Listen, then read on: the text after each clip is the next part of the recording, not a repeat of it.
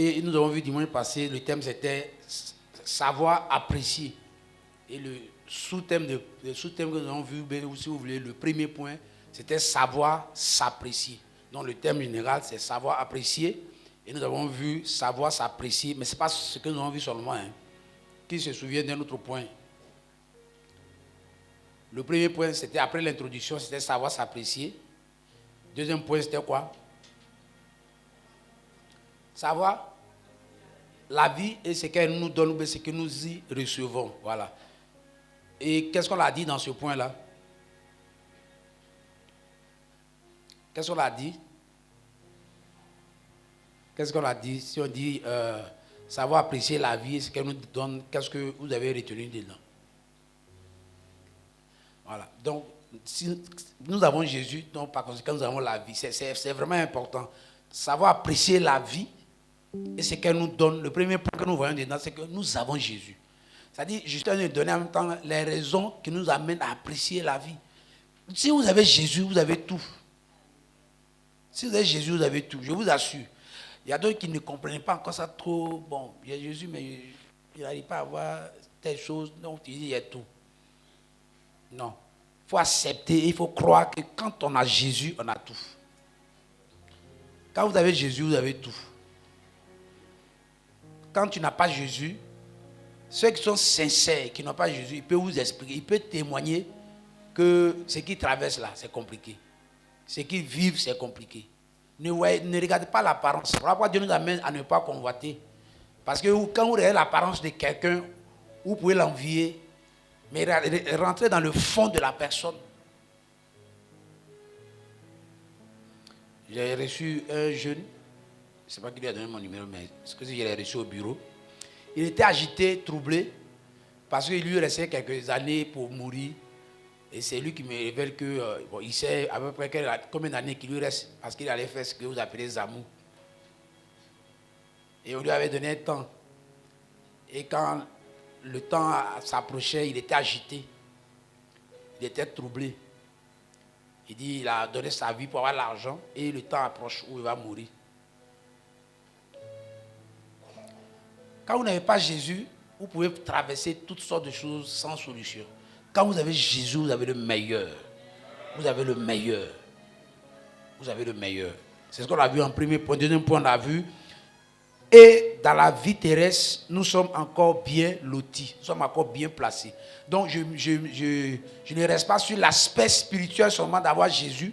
Mais quand nous devons apprécier la vie parce que en Jésus, nous avons le meilleur. Mais même sur la terre, nous sommes bien lotis. Le chrétien ne doit pas... Il faut être équilibré. Le chrétien ne doit pas dire, quand j'ai Jésus, j'ai tout. Et comme j'ai Jésus, j'ai tout, je dors, je ne fais rien. Je m'en fous si les gens ont des voitures, je m'en fous si les gens ont des terrains, je m'en fous si les gens ont des biens. Je m'en fous s'ils s'habillent. Eux, là, ils s'habillent, n'ont pas Jésus, puis ils s'habillent comme ça. Moi, je ne suis pas bien habillé, mais j'ai Jésus. Non, ce n'est pas ce message que je prêche. C'est-à-dire, il faut avoir Jésus. Quand on a Jésus, on a tout. Mais il dit, et les choses, et ces choses. Il n'a pas dit de laisser ces choses. Il dit, et ces choses vous seront données par-dessus tout. Est-ce que quelqu'un me suit? Le fait d'avoir Jésus et avoir l'aspect spirituel n'empêche pas d'avoir ces choses. Même si ce sont ces choses nous seront données par-dessus tout. Donc, quand nous avons Jésus, nous avons le meilleur, mais nous avons aussi ces choses. Donc, sur la terre, nous sommes aussi les mieux placés. C'est ce que Jésus dit, ce n'est pas moi qui l'invente. C'est ce que Jésus dit. Ce n'est pas moi qui l'invente. Il le dit j'ai donné ça, c'est sûr, on a fait des rappels. Hein. Donc, dimanche passé, j'ai donné Marc chapitre 10, verset 28 au verset 30, qu'on n'a pas lu en tant que tel. Mais vous connaissez, je rappelle ça. Donc, un jour, Pierre arrête Jésus pour lui dire, et nous qui t'avons suivi, qui avons tout laissé, et t'avons suivi. Qu'en est-il de notre situation? Jésus dit, il n'y a personne. C'est-à-dire, ce qu'on fait en mathématiques, c'est une vérité fondamentale. C'est-à-dire, il dit, il n'y a personne. C'est comme des théorèmes. C'est-à-dire, en mathématiques, quand on fixe des théorèmes, c'est-à-dire que si tu fais appel à ça, la chose est établie. Donc Jésus établit une vérité fondamentale. Il dit, il n'y a personne. C'est la même chose comme il pourrait dire en vérité, en vérité. Donc il dit, il n'y a personne. Donc c'est très important ce qu'il dit. Il dit, il n'y a personne qui, ayant abandonné son père, sa mère, ses frères, ses soeurs, ses terres, ses maisons, ses biens, ne reçoivent au centuple dans ce siècle présent avec des persécutions et la vie éternelle dans le siècle à venir. C'est clair, ce qu'il dit, c'est tellement fort. Il s'agit, c'est sans négociation. Il dit, il n'y a personne. Donc, nous sommes bien lotis. Quand nous avons Jésus, nous avons dans le spirituel, nous dominons. Mais il dit sur la terre, tout ce que nous avons abandonné, à cause de lui, à cause de l'évangile, ce que nous avons abandonné, nous pouvons recevoir cela au centuple. Centuple, ça veut dire plusieurs fois. Ça veut dire plusieurs fois. Ça ne veut pas dire 100 fois forcément. Ça veut dire plusieurs fois. Tu peux recevoir 2 fois, tu peux recevoir 1000 fois. Voilà, l'expression veut dire plusieurs fois. Est-ce que ça va? Est-ce que ça va? C'est sur ça que je vais répondre maintenant pour continuer. Je reviens sur le passage tout à l'heure. Ta parole est ointe. Bénis-nous, transforme-nous, Seigneur, et fais-nous du bien au nom de Jésus. Amen. Le souci que nous avons, c'est que, parce que comme c'est une vérité fondamentale, il faut que les conditions, les clauses soient remplies. Il dit, il n'y a personne qui est abandonné. Le souci, c'est que, est-ce que tu as abandonné quelque chose? Le souci, c'est ça. Qu'est-ce que tu as abandonné? Le souci, c'est ça. Il dit, il n'y a personne qui est abandonné. Père, mère, terre, bien. Et qui vient à moi sans recevoir au centuple. Généralement, on vient, mais est-ce qu'on a abandonné, effectivement, avant de recevoir? On peut venir et puis on peut réclamer. On peut dire, il faut que je reçoive, mais est-ce qu'on a abandonné? Alléluia. Si je vous pose, comme c'est les fondamentaux, je vous pose une question. Quelque chose qu'on a l'habitude de dire, nous tous. Et quand quelqu'un vient dans le Seigneur, on lui dit, il faut donner sa vie à Jésus. Il faut accepter Jésus, n'est-ce pas? Vous avez déjà entendu cette expression? Vous avez entendu parce que vous avez déjà donné votre vie à Jésus. N'est-ce pas? Ou bien qui n'a pas encore donné sa vie à Jésus ici? Ok, tout le monde a donné sa vie à Jésus. Maintenant, quand vous avez donné votre vie à Jésus, ça veut dire quoi? C'est une question, hein? Ce n'est pas une question piège, mais je demande. Quand vous avez donné votre vie à Jésus, ça veut dire quoi? Oui. Tout abandonné, oui. Son temps, son talent. Et son trésor, ok. Donc, oui, donner sa vie. Permettre au Seigneur de faire de nous ce qu'il veut. Oui. Il y a une autre réponse. Oui. C'est fait quoi? C'est une dernière personne. Bon, il va dire une dernière personne, mais comme les deux étaient exécutés. Oui, alors? Alors? Ok. Merci. Que le Seigneur vous bénisse. Voilà, j'ai aimé la réponse du responsable.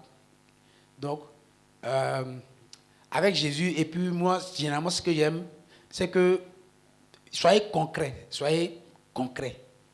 Quand vous dites que vous avez donné votre vie à Jésus, ce que vous avez donné, c'est effectivement votre temps, c'est votre argent et c'est votre talent. Je vous assure, la vie, ce sont ces 3 choses-là. Voilà. Tout ce que vous avez dit, c'est bon, mais généralement, c'est vague.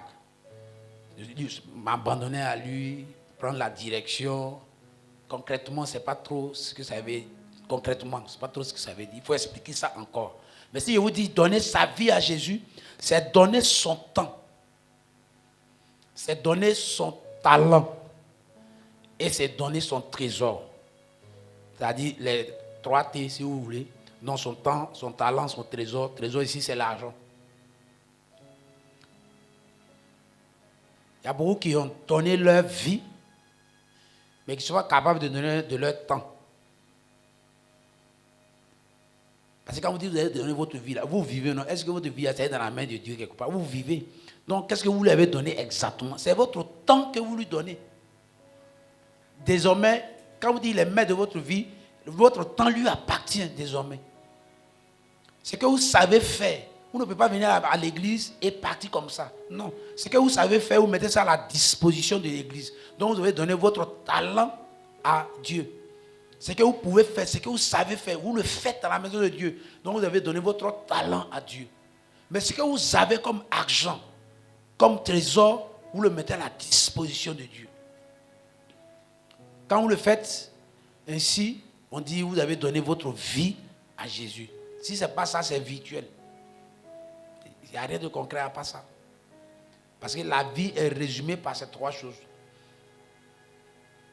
Si vous n'avez plus de temps, vous n'avez pas de talent, vous n'avez pas d'argent, vous ne vivez pas. La vie s'arrête quand le temps s'arrête pour vous. C'est la base de tout, d'ailleurs. J'avais fait cette parenthèse, loin d'être une digression, pour expliquer le fait que il dit il n'y a personne qui est abandonné. Voilà pourquoi il faut s'abandonner totalement dans la main de Dieu. Il faut tout abandonner effectivement. Et quand vous avez tout abandonné, Dieu se sent obligé de vous remplacer ce que vous avez abandonné. Quand vous n'avez pas abandonné, la règle n'est pas respectée et Dieu ne peut pas faire sa part. La règle n'est pas respectée. Il faut abandonner effectivement. Et quand vous avez abandonné, vous pouvez plaider et dire à Dieu, voilà ce que tu as dit et voilà ce que j'ai fait. Viens maintenant pour pouvoir accomplir ta part.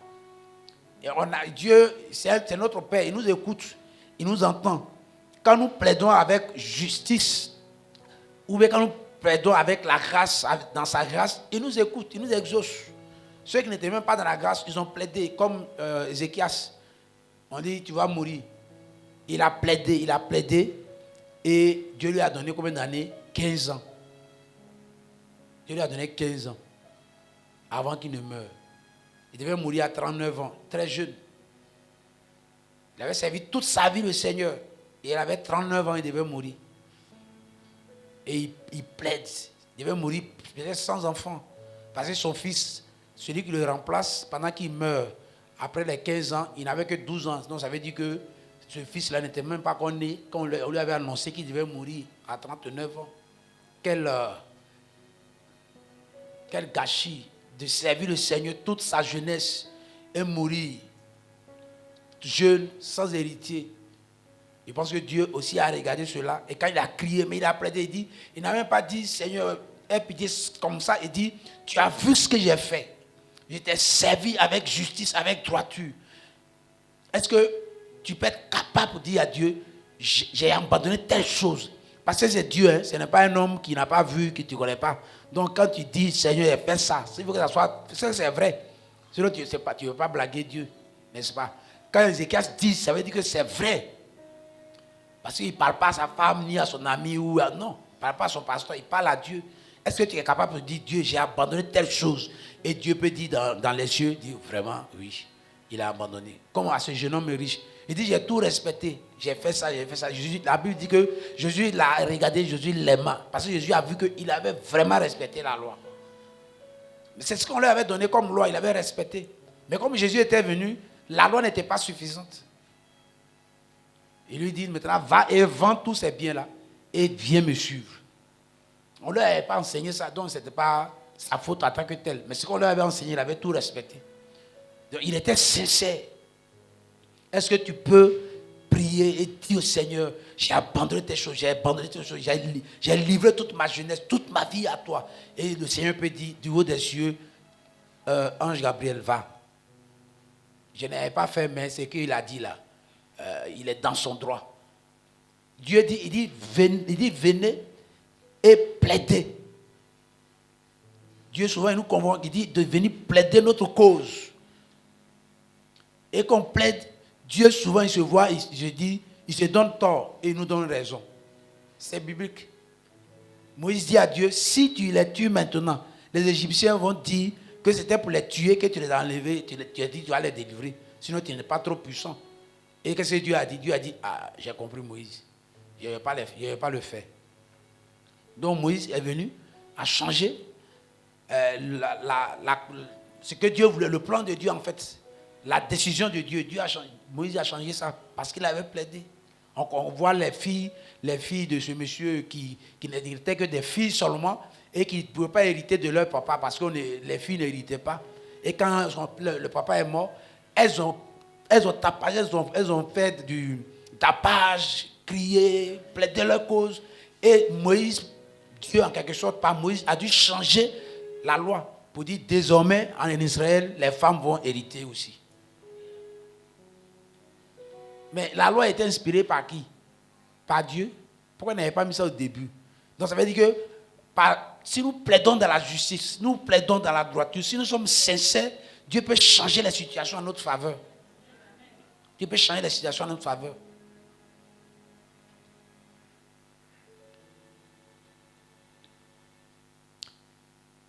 Et dans cette vie terrestre que nous avons, Dieu ce qu'il nous promet pour conclure dessus avant d'aborder mon premier point de ce jour, c'est que c'est Philippiens 4, verset 6, verset 8 que vous connaissez. Il dit, je pense que c'est le verset, il dit, ne vous inquiétez de rien, mais en toutes choses, faites connaître vos besoins par des prières, par des supplications et des actions de grâce. Et la paix de Dieu qui surpasse toute intelligence gardera votre cœur dans le Seigneur. Je pense que c'est ça parce que je n'ai pas sous les yeux, mais il serait que c'est ça. C'est un verset que j'ai aimé, que j'ai retenu. Donc, ici, on est tous sur le point, on est bien lotis sur la terre. Donc, Dieu nous promet d'être en paix. Quand vous priez, quand vous criez à Dieu, la première réponse de Dieu, c'est la paix. Quand vous êtes en face d'une situation, quand vous criez, la première réponse de Dieu, c'est la paix. Il dit, ne vous inquiétez de rien, mais faites connaître vos besoins. Donc, on a les besoins qu'on fait connaître. Et il dit, et la paix de Dieu qui surpasse toute intelligence gardera vos cœurs dans le Seigneur. Quand tu es en face d'une situation, quand tu cries à Dieu, ce que tu dois ressentir, c'est la paix. Ce n'est pas d'abord l'obtention de ce que tu as demandé de manière directe. Tu as demandé 100 000. Quand tu cries à Dieu, tu ne verras pas les 100 000 immédiatement devant toi comme ça. Tu vas sentir une paix. Tu es en face d'une situation compliquée, tu pries, tu vas sentir une paix. Qu'est-ce qui fait que tu peux vivre la même situation avec ton voisin et lui peut être troublé, il peut même arriver au suicide pendant que toi tu es calme. Qu'est-ce qui fait ça? C'est la paix de Dieu qui garde nos cœurs dans le Seigneur. Et ça, le monde ne peut pas donner cela. Mais nous avons cette paix-là que Dieu nous apporte pour garder nos cœurs. Que la paix de Dieu te soit accordée au nom de Jésus. Que face à n'importe quelle situation, Dieu garde ton cœur dans la paix au nom de Jésus-Christ. Parce que vous savez, quand vous passez par une situation, vous pouvez en même temps voir plusieurs solutions. Et quand vous n'avez pas la paix de Dieu, vous pouvez faire erreur. Vous pouvez faire un mauvais choix dans les solutions. Voilà pourquoi Dieu précède toujours. Parce que même si Dieu apporte la solution, c'est nous qui choisissons. Dieu ne nous impose rien. Donc voilà pourquoi il nous apporte d'abord la paix pour que nous soyons lucides, nous soyons calmes. Et dans ce calme-là, nous pouvons faire le choix, le meilleur choix pour notre vie. Voilà. C'est comme ça que Dieu procède. C'est comme ça que Dieu procède. Que le Seigneur te bénisse. On est toujours sur le deuxième point qui était savoir apprécier la vie et ce qu'elle donne, ce que nous y recevons. On va voir le troisième point maintenant. On est toujours sur le grand point. Le premier point, c'est que vous avez Jésus. Deuxième, et même sur la terre, nous sommes bien lotis. Troisième point, qu'as-tu reçu qui ne t'a été donné du ciel?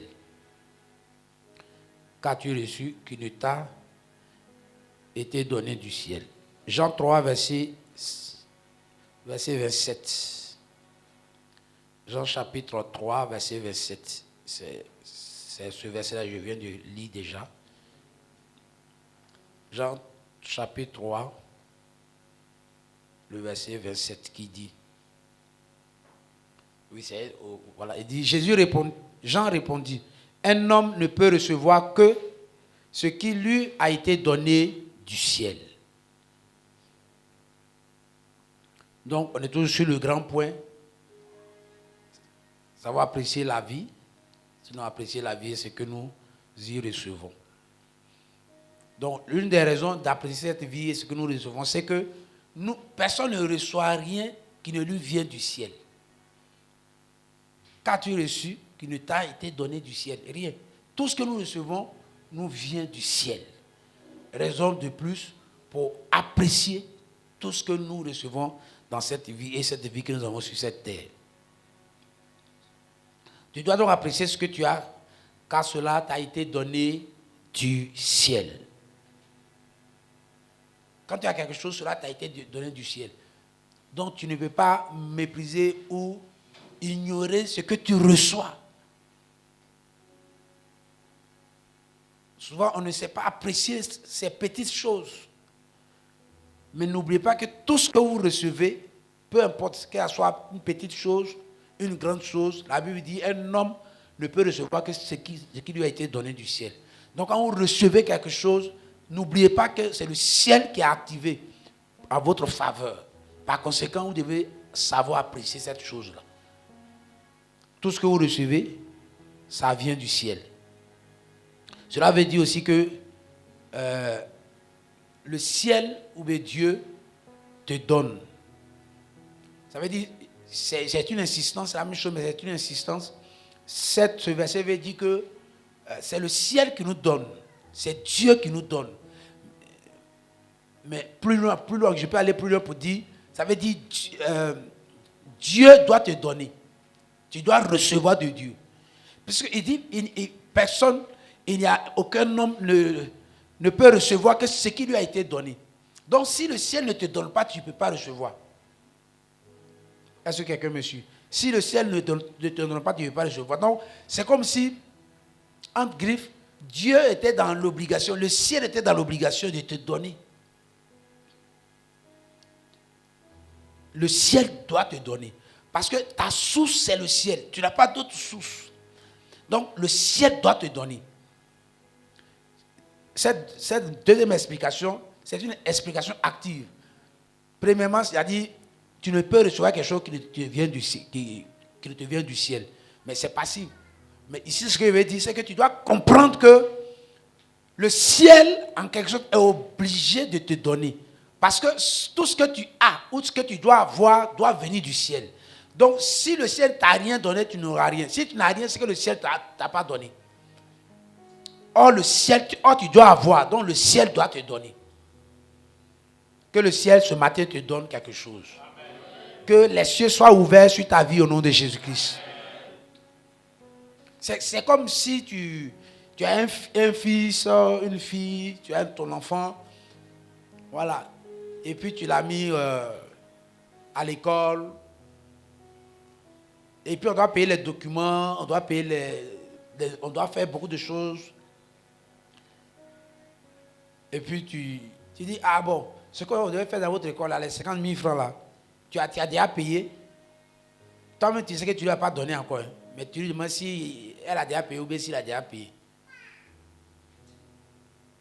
Est-ce que vous voyez que c'est aberrant, c'est absurde? Parce que ta fille de 15 ans, de 17 ans, qui est partie à l'université, et on doit payer des cours, on doit payer telle chose, c'est toi qui dois pouvoir. Donc tu as dit, au début de l'année, tu m'avais dit qu'on devait payer 50 000. Tu t'es débrouillé, tu as pu payer. Bon, c'est quand même bizarre. Là, elle va te regarder, elle va dire, oh, on ne va pas là vraiment. Est-ce qu'il comprend ce qu'il dit? Tu dis à ton fils de CM1, de CM2, ton inscription là, tu as géré? Tu as pu gérer ça? Mais comment tu veux que je gère? C'est toi qui es la source. Personne ne reçoit quelque chose si cela ne vient du ciel. Donc si tu ne reçois rien, c'est comme c'est la faute du ciel. Puisqu'on ne reçoit que du ciel. Donc le ciel se sent dans l'obligation, nous qui sommes ses enfants, de nous donner. Tu ne peux pas donc demander cela à ton fils, à ta fille.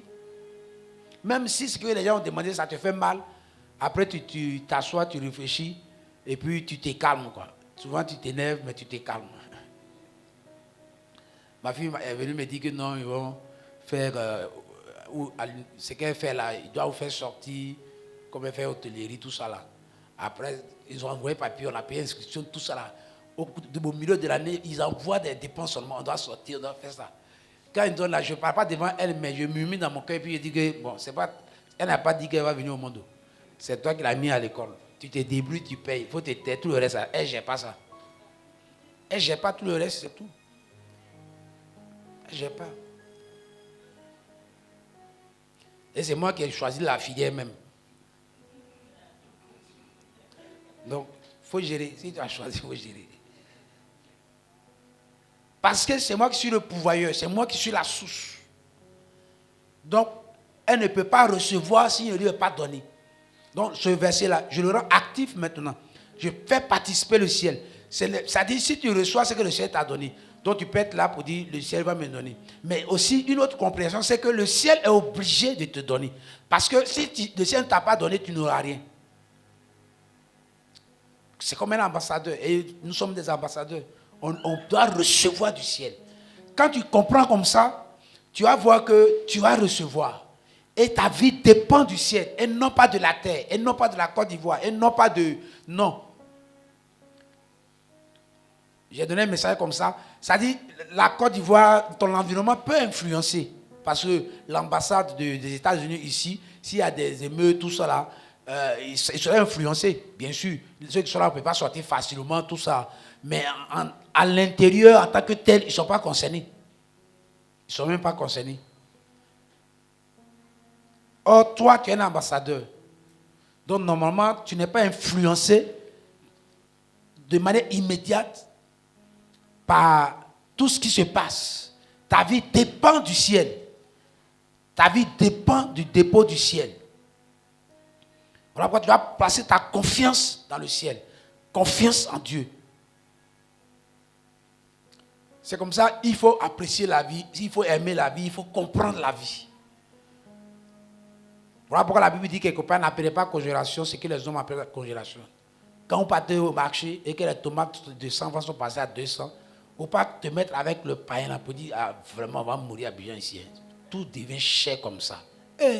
Comment on va manger? Il ne faut pas dire ça avec elle. Elle n'a qu'à dire seulement elle. Même si demain ça augmente à quoi 300, il ne faut pas parler comme ça. Parce que ça va être encore plus dur pour toi. Non. Il faut trouver la solution. Quand la tomate est devenue chère, il faut trouver la solution. Il ne faut pas prier aussi pour que la femme, là, elle oublie et puis elle te donne pour 200, là, elle te donne à 50 francs. Faut pas, vous ne faut jamais faire ces gens de prier. Parce que c'est une chrétienne aussi, elle prie pour avoir l'argent, toi tu pries pour qu'elle pète. Il y a des gens qui, quand je vais aller au marché, Seigneur, aveugle là, même si il y a 500 maintenant, ça ne marche pas, ces gens de prière là. Parce qu'elle va prier aussi, la personne qui va venir acheter, qui me laisse sa monnaie. Non, vous faites comment Dieu exauce qui? Ceux qui vont au marché, vous pensez qu'ils ne sont pas chrétiens, ils sont chrétiens aussi. Ça marche comment? Il faut faire confiance au ciel. Et il faut faire ce que j'appelle l'activation. Dans cette situation, on active des lois. Hein, c'est l'activation des lois. La vie est régie par des lois. Il y a une loi, par exemple, si je saute maintenant, je vais redescendre. On appelle ça la loi de la... Et non seulement la loi de la pesanteur, mais la loi de la gravité.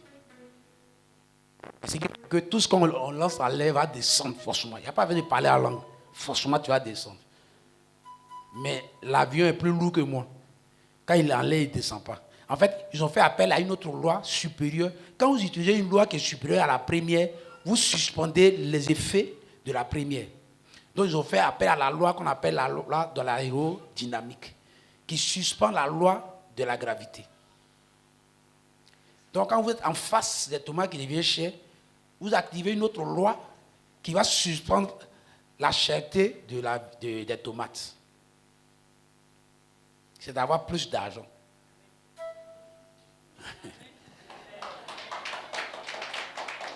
C'est une autre loi.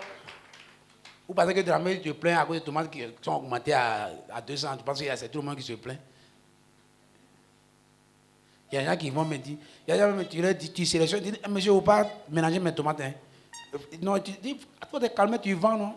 Tu choisis ce qui est bon. Et dis, non, monsieur, j'ai placé ce qui est cassé et ce qui n'est pas cassé ensemble. Il ne faut pas mélanger. Et tu choisis 20 comme ça. Tu lui dis, fais le prix. Elle dit, c'est que tu as dit, ça va te coûter cher. Elle dit 5 000. Tu lui donnes 10 000. Ton maman à mon qui était devant toi. Elle te regarde jusqu'à dire, si je peux avoir un client comme ça 3 fois là, c'est bon. Vous pensez qu'il n'y a pas des gens comme ça? Si.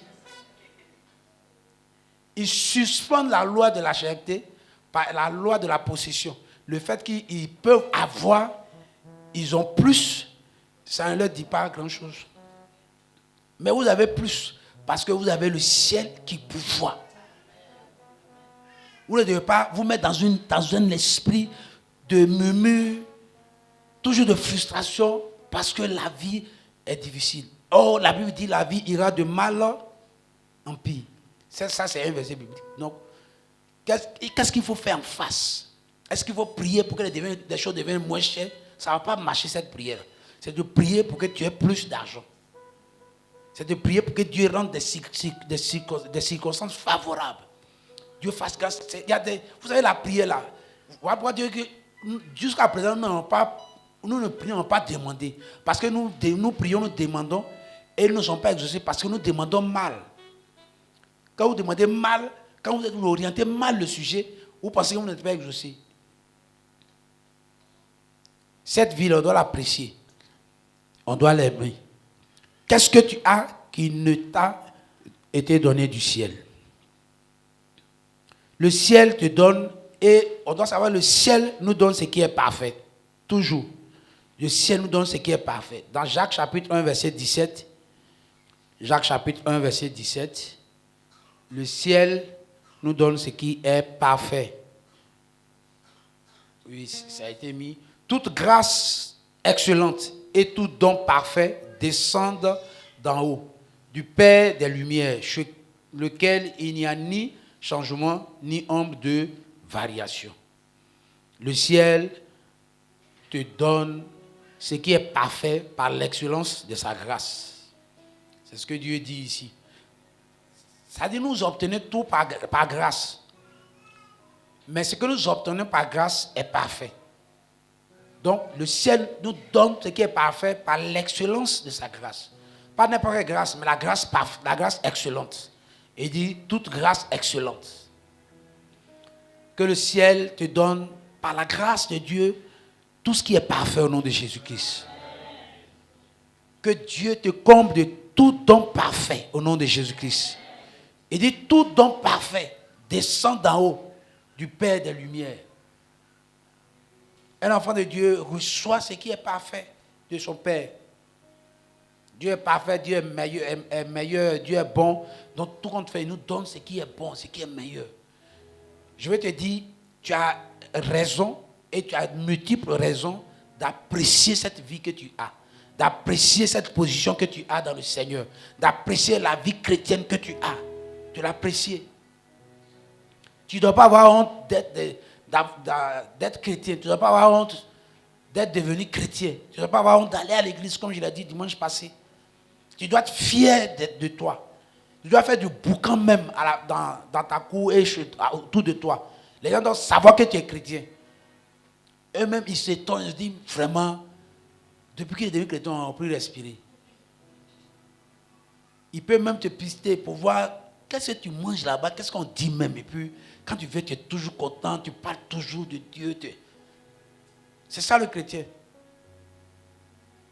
Mais le chrétien ne doit pas rester à la maison et puis toujours. Ah, vraiment. Et ceux qui ne sont pas chrétiens, qui sont autour de toi, eux-mêmes, là, ils vont s'interroger où tu quittes toujours dimanche pour ne pas aller vers là-bas.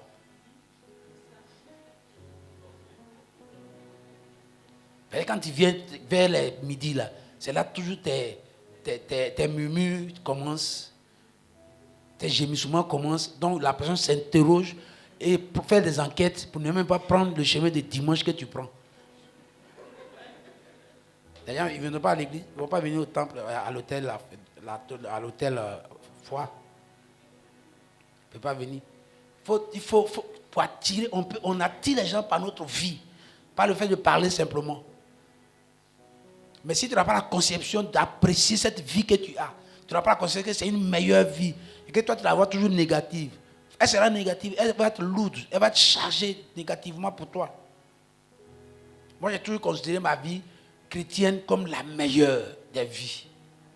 Personne ne peut ôter cela de ma tête. Je me dis, je suis à la meilleure position. Personne ne peut ôter cela de ma tête. Ce que j'ai dit, c'est pas quand vous allez commencer à le faire, c'est pas que dans 2 mois, tout va être rose. Dans 3 mois, tout va être rose. Non. Mais à un moment, vous allez vous imposer. À un moment, vous allez vous imposer. Parce que vous avez accepté, vous avez vu que vous avez la meilleure. À un moment, vous allez vous imposer. J'ai commencé à m'imposer. Sans le vouloir forcément. Mais la vie que je vis a commencé à s'imposer. Ou à tel point que il y a des choses que les gens ne peuvent pas faire sans moi. Quasiment impossible. Même si je dis je ne veux pas, ils vont me supplier. Parce que j'ai commencé à m'imposer dans ma famille et chez moi partout. J'ai dit je ne veux plus, je ne peux plus. On dit si tu ne viens pas avec nous, on ne va pas. Commencé à m'imposer. Pendant que je n'étais rien du tout. Mais on veut introniser tel chef, tel roi. Il doit être là obligatoirement. Faire le message pour ça. Prier pour introniser. Parce qu'on a commencé à prier pour que leur libation qu'ils font à chaque moment, tout ça soit annulé. Un jour, on m'avait invité pour introniser un roi, un chef. Et dans le programme, on m'a dit, après toi, le doyen, tout ça va passer pour faire les libations, tout ça. J'étais un peu perturbé. J'étais en train de réfléchir s'il passe avant moi ou après moi. Bon, s'il passe avant moi, j'ai dit peut-être j'ai annulé. Mais il a déjà fait le fondement aussi. Bon, s'il passe après moi, est-ce qu'il ne va pas annuler aussi ce que je... Donc c'est vraiment un sujet de choses. J'ai prié. Vers la nuit, on vient me revoir pour dire, le chef a dit qu'il ne va pas passer, il ne va pas faire. Donc ils vont faire délégation pour aller lui demander pardon. J'ai dit non, laissez-le. Eux, ils ne savent pas comment j'ai prié. Donc, ils dit non, laissez-le. Est-ce que vous l'avez offensé? On dit non. Il dit mais laissez-le. Il dit il ne va pas faire. Il ne va pas faire, laissez-le. Et j'étais le seul maintenant pour parler. J'ai pris l'eau qu'ils ont l'habitude de prendre pour faire l'intronisation. J'ai versé l'eau. Quand je partais, il y avait mes frères qui étaient là qui m'escortaient. C'est après qu'ils me disent que, en fait, eux, ils ne m'escortaient pas en tant que protocole. Eux, ils avaient peur. C'est à cause de ça qu'ils m'escortaient. Au centre du village, où il y a beaucoup de villages venus, tout ça là. Et quand j'ai dit quelques phrases, les avis, ils se sont retirés. Donc, ils ont dit non. On dirait que le petit là, on dirait qu'il n'est pas simple. Il peut parler. Il ne faut pas avoir peur, il peut parler. Et j'ai fait l'intronisation. J'ai proclamé, j'ai déclaré. Le chef, il est venu. Les gens le redoutent beaucoup. Il est venu, mais il n'a pas parlé. Il a refusé de parler. C'est vraiment la vue dans le spirituel que ce n'était pas bon, certainement. Gloire à Jésus. Quand tu vas aimer ta vie, quand tu vas aimer cette vie-là, les gens vont faire semblant comme si ils n'étaient pas intéressés. Mais je te donne quelques années. Tu vas voir que tu vas t'imposer. Les gens sauront que tu as la meilleure des vies. Les gens sauront que tu as la meilleure des vies. Il ne faut pas tricher, il faut aimer cette vie-là. Les gens me disaient que non, il y a des pasteurs chez nous ici, mais ceux-là, ils ne sont pas pasteurs même. C'est toi seul qui es pasteur. Ce n'est pas moi qui leur dis, c'est eux qui constatent, c'est eux-mêmes qui jugent. C'est eux-mêmes qui jugent. Il faut aimer cette vie-là. Parce que les gens lisent dans le spirituel. Et tu dois savoir que tu as la meilleure des vies. Les gens veulent ta place, mais ils ne savent pas comment ils vont faire. Ou ils sont déjà condamnés à certaines choses. Mais tu as la meilleure des vies. Tu as la meilleure des vies. Un autre point que je veux voir, et puis après, je veux prier au moins quelques minutes avec vous. Ça sera le dernier point même. On est toujours dans le grand point 2. Et l'autre point que je vois, c'est une meilleure voie d'appréciation. On est toujours dans le grand Dieu, savoir apprécier la vie et ce qu'elle nous donne. Troisième sous-point dedans. Troisième ou bien quatrième sous-point dedans. Le premier sous-point, c'était nous avons Jésus. Deuxième, et cette vie, nous sommes bien lotis. Troisième, qu'as-tu reçu qui ne t'a été donné du ciel? Et Quatrième maintenant, une meilleure voie d'appréciation. Une meilleure voie d'appréciation. Une meilleure voie d'appréciation. La meilleure voie d'appréciation de ce que nous recevons et de la vie que nous avons, c'est présenter au Père ce que tu as reçu du ciel en lui faisant confiance. En lui faisant confiance. En lui disant qu'il est capable de te donner encore au-delà de ce que tu as déjà reçu. Matthieu chapitre 14, verset 19. Matthieu chapitre 14, verset 19. Une des meilleures voies, ou peut-être la meilleure, c'est ça. Il fit asseoir la foule sur l'herbe, prit les 5 pains et les 2 poissons. Et levant les yeux vers le ciel, il rendit grâce. Puis il rompit les pains et les donna aux disciples qui les distribuaient à la foule. Ici, on est en face de 5000 personnes. Bon, ce n'est pas 5000 personnes, c'est 5000 hommes. Parce qu'à ce moment, ils n'ont pas compté les femmes et les enfants. Donc 5000 hommes. Il n'a que 5 pains, 2 poissons. Si c'est moi, si c'est toi, peut-être tu feras la même chose que moi. Comme les disciples ont fait.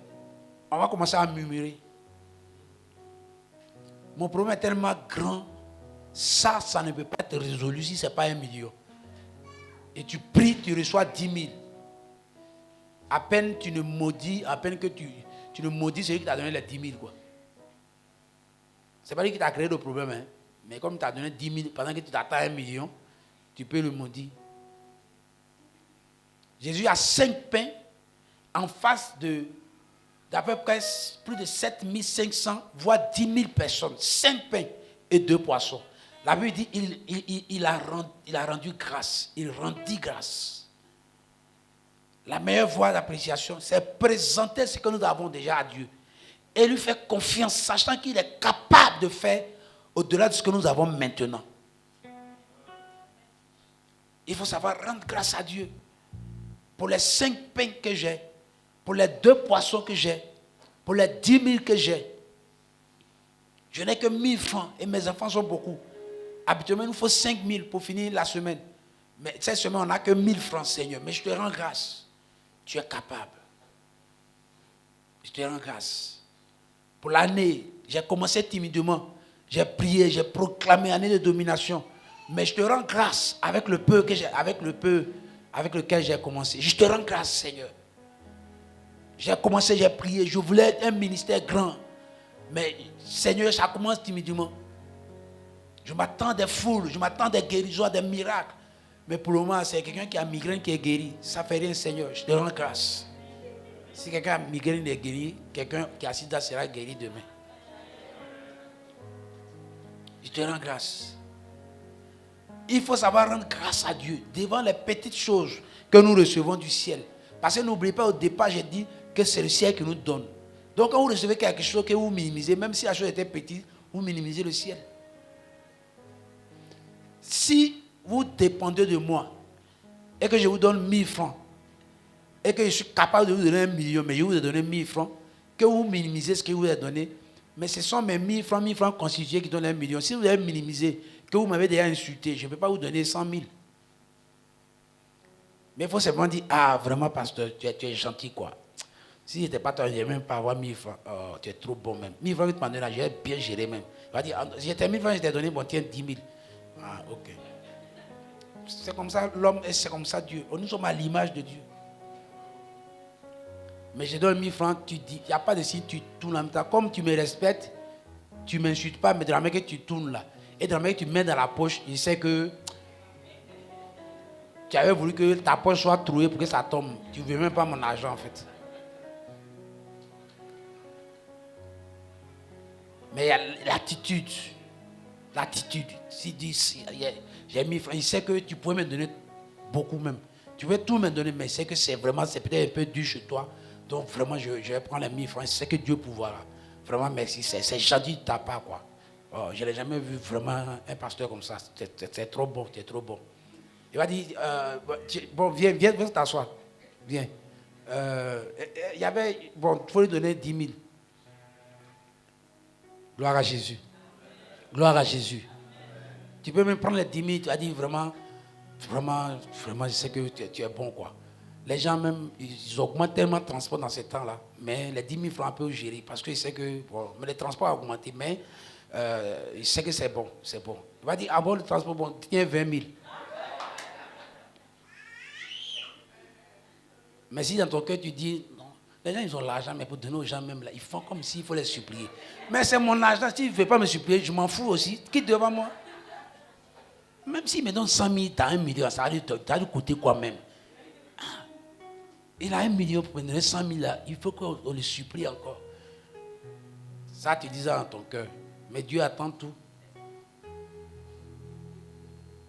Bon, si quelqu'un a 10 millions, et que tu veux 100 000 et qu'il ne veut pas te donner, ton problème est où? Toi, ton problème est où? Il faut te faire humble. Peut-être qu'il n'a même pas participé à avoir ces 10 millions même. Lui-même, il a souffert jusqu'à il a eu ces 10 millions. Mais toi, tu trouves que 100 000 francs, c'est rien dans ces 10 millions. Tu sais comment il a eu les 10 millions? Donc, s'il veut que tu rentres pour venir vers lui, si tu as rentré, que tu es arrivé vers lui, qui t'a donné 1 million, quand tu vas te lever, quand tu vas partir là, tu ne vas pas marcher. Est-ce que tu vas remplir toujours toute ta vie? Non. C'est remplir seulement d'ici, ici, il te donne 1 million. Tu quittes devant lui. Tu marches, tu viens maintenant, tu cours. Mais souvent, on ne veut pas se faire humble. Pourquoi je vais ramper devant lui pour juste c'est juste 1 million. C'est juste 1 million et puis tu me demandes. Pourquoi toi tu n'as pas juste 1 million là? Et puis tu me demandes. Et si je dis de ramper, tu rampes. Ton problème sera résolu. Ou bien on te dit, c'est comment tu as eu l'argent pour venir résoudre le problème.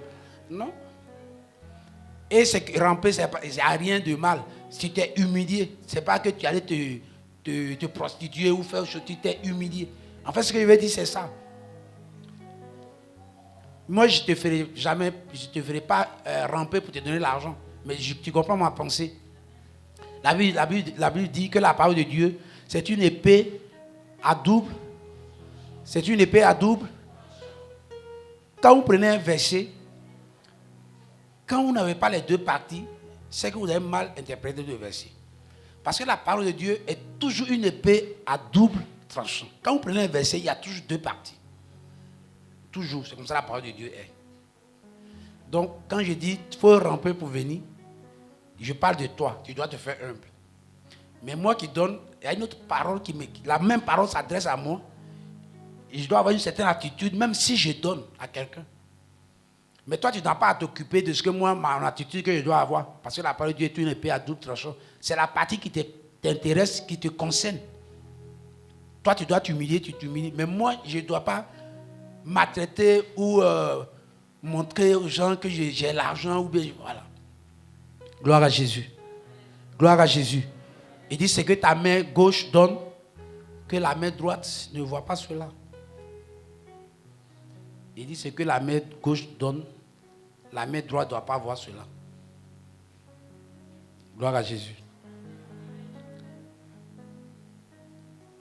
Ça, c'est moi qui donne. Moi qui ai les deux mains là, c'est moi qui donne, qui dois veiller à ça. Toi qui reçois le verset là, ne te concerne pas comme ça. Tu n'es pas concerné comme ça. Tu dois être reconnaissant. Tu dois être reconnaissant. Ça, c'est un autre thème, mais tu dois être reconnaissant. Il y a des personnes qui ne sont jamais reconnaissants. Et puis, ils peuvent prendre ce verset pour dire, à la Bible dit, c'est que la main gauche donne là. La main droite ne doit pas avoir ça. Donc, s'il m'a donné là, je vais parler. Ce n'est pas tout le monde, il faut lui dire merci. Ou je ne vais pas lui dire merci. C'est que la main gauche donne, la main droite ne doit pas avoir ça. Non, ce verset concerne celui qui donne. Mais toi qui donne, toi qui reçois, tu dois être reconnaissant. Gloire à Jésus. Gloire à Jésus. Il faut apprécier même les petites choses. Un autre point dedans, fais toujours recours au ciel devant n'importe quelle situation. Tout en rappelant ce que tu as déjà reçu de lui. Jean chapitre 11, verset 41, verset 43. On est toujours sur ce dernier point-là. Une meilleure voie d'appréciation. Fais toujours recours au ciel devant n'importe quelle situation. Tout en rappelant ce que tu as déjà reçu du ciel. Jean chapitre 11, si on a ça, on va lire. Jean chapitre 11, verset 41 43 dit, ils ôtèrent donc la pierre Et Jésus levant les yeux en haut et dit, Père, je te rends grâce de ce que tu m'as exaucé. Verset 42. Pour moi, je savais que tu m'exauces toujours, mais j'ai parlé à cause de la foule qui m'entoure, afin qu'ils croient que c'est toi qui m'as envoyé. Verset 43. Ayant dit cela, il cria d'une voix forte, Lazare, sors. Donc ici, il était en face d'une situation compliquée, devant la mort, mais pas devant n'importe quelle mort, mort après 4 jours. Et la Bible dit, il lève les yeux vers le ciel et il dit, Père, je te rends grâce de ce que tu m'as toujours exaucé. En face de n'importe quelle situation, il faut faire toujours recours au ciel, faire recours à Dieu pour dire, Seigneur, en face de cette situation, je sais que tu m'as toujours exaucé. Parce que tu l'avais déjà fait. Et tu l'as fait une fois. Même si dans ta vie, tu penses que Dieu n'a rien fait, le fait que tu deviens chrétien, te rappelle cela à Dieu. Parce que c'est encore un grand miracle. Tu n'avais rien demandé à Dieu et puis tu es devenu chrétien. Tu dis, Seigneur, pendant que j'étais païen, je ne sais pas qu'est-ce qui s'est passé. Je suis devenu chrétien. C'est que tu peux faire cette situation, tu peux résoudre. David dit, le Dieu qui m'a délivré de la patte de l'ours et de la gueule du lion, il va me délivrer de cet incirconcis. Il rappelle à Dieu ce qu'il a déjà fait. Donc en face d'une situation, fut-il une situation très compliquée, très complexe, rappelle à Dieu ce qu'il a déjà fait. S'il a déjà fait une fois, il peut encore le faire. Il peut encore le faire. Il faut rappeler à Dieu ce qu'il a déjà fait, ce que tu as déjà eu avec Dieu. Voilà pourquoi c'est important d'avoir des expériences. Au moins une expérience dans ta vie avec Dieu. 2 expériences dans ta vie avec Dieu. C'est bien d'écouter les témoins des autres, mais cherche, jeûne, prie, crie à Dieu pour avoir une expérience avec Dieu. Quand tu as une expérience avec Dieu, c'est suffisant. Parce que cette expérience va te permettre d'avoir une autre expérience, une autre expérience. Parce qu'à chaque moment, quand tu seras en face d'une situation, tu peux dire à Dieu, Seigneur, je sais que tu peux. Je sais que tu peux. On va voir, les problèmes ne sont pas bons.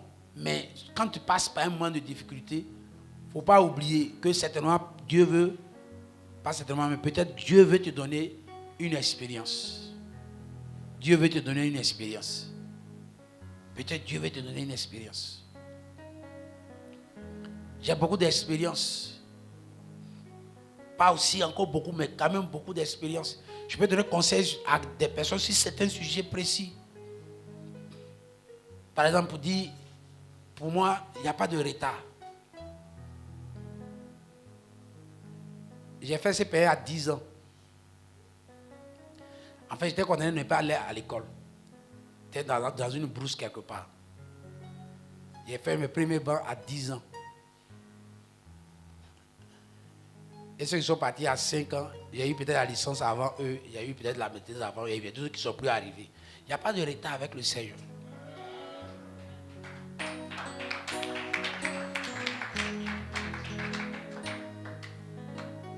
Condamné à ne pas aller à l'école, à ne pas réussir, à ne pas faire quelque chose. Retranché dans la brousse. Et c'était l'événement malheureux qui a fait que je suis parti à l'école. Parce qu'il devait être kidnappé. Et ce qui a fait qu'on m'a enlevé dans le champ pour m'amener à l'école maintenant. Sinon, j'allais être condamné à rester là-bas. Donc, certainement, Dieu avait envoyé un ange pour inspirer un démon pour venir me kidnapper. S'il était conscient, il allait maudire ce jour. Mais si cela n'a pas eu lieu, je ne serais pas venu au village pour aller à l'école à 10 ans. C'est-à-dire 5 ans de retard. Mais cela a été rattrapé en un rien du temps. Sans reprendre de classe jusqu'à ce que je finisse. On a même voulu me faire sauter des classes. C'était mon oncle qui dit non, il ne fait pas concours avec quelqu'un, laissez-le comme ça. De CP2, vous voulez m'envoyer au CE2, après vous voulez me faire sauter à chaque moment.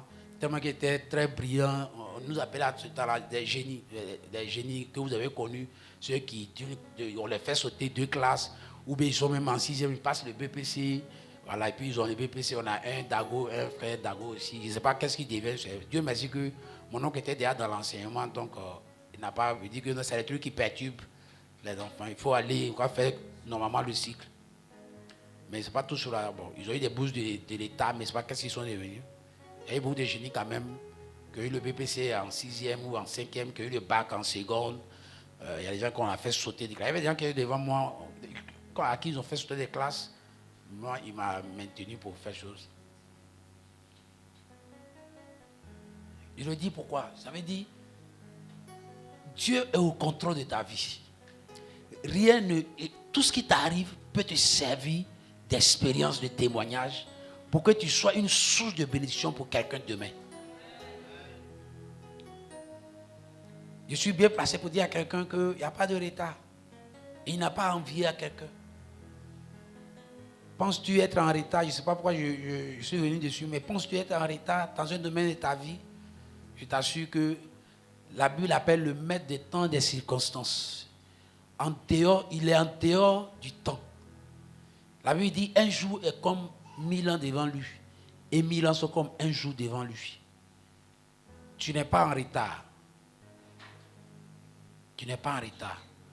Si tu te décides de mieux apprécier ce que tu as, tu peux être étonné que d'ici quelques mois, quelques années, ta vie va être bouleversée, chamboulée de manière positive.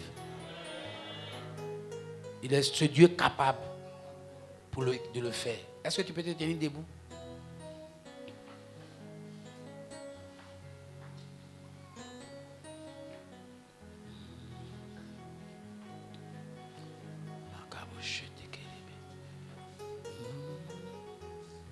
Alors dispose-toi quelques minutes.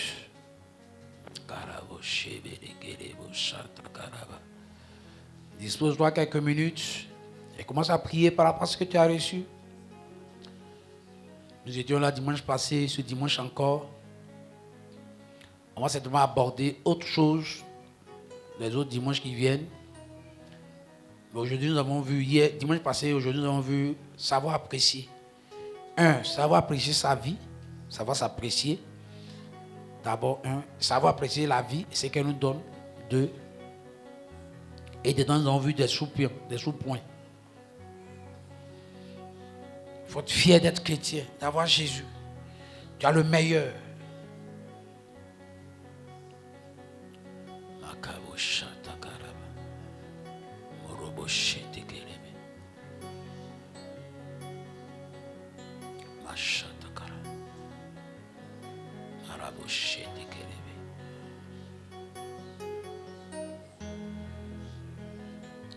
Es-tu là ce matin, peut-être découragé de la vie et même de la vie chrétienne? Je veux prier avec toi. Il n'y a pas de peur, de honte en cela. Es-tu découragé parce que passant par des moments difficiles, peut-être, peut-être n'ayant pas encore reçu quelque chose auquel tu t'attendais? Es-tu là ce matin, tu penses que la vie devient compliquée ou la vie est difficile et tu te demandes comment tu vas faire pour t'en sortir et le découragement a commencé à te gagner? Je vais prier avec toi. Si tu es concerné, je vais prier avec toi.